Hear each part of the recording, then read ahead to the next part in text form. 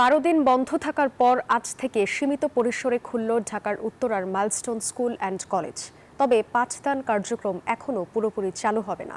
নবম থেকে দ্বাদশ শ্রেণীর শিক্ষার্থীদের জন্য ক্যাম্পাস সীমিতভাবে খোলা থাকবে। সকালে নিহতদের স্মরণে স্মরণ সভার আয়োজন করা হয়। শিক্ষার্থীদের ধৈর্য ধারণ করে পরিস্থিতি সামালে পাঠদান মনোযোগী হওয়ার আহ্বান জানিয়েছেন প্রতিষ্ঠানটির অধ্যক্ষ মোহাম্মদ জিয়াউল আলম। মানসিক স্বাস্থ্য উন্নয়নে শিক্ষকদের পর্যাপ্ত সহযোগিতা পাবেন শিক্ষার্থীরা, এমন আশ্বাস দেন তিনি।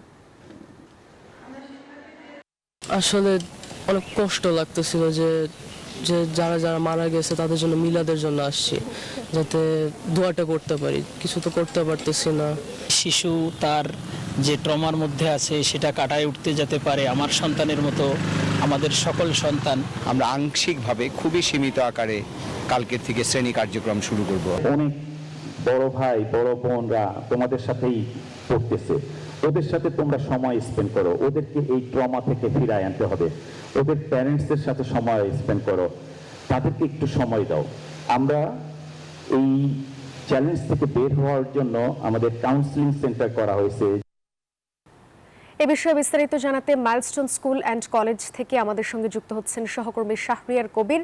শাহরিয়ার, আজকে থেকে তো সীমিত পরিসরে মাইলস্টোন স্কুল অ্যান্ড কলেজ খুলেছে, তো শিক্ষার্থীদের উপস্থিতি কেমন দেখছেন, সার্বিক পরিস্থিতি বা কেমন জানাবেন? বান্ডেল থাকলে প্রতি সেনমানিতে টাকা বাঁচবে। বিকাশ সেনমানি বান্ডেল কিনে জিতুন প্রতি লেনদেনে।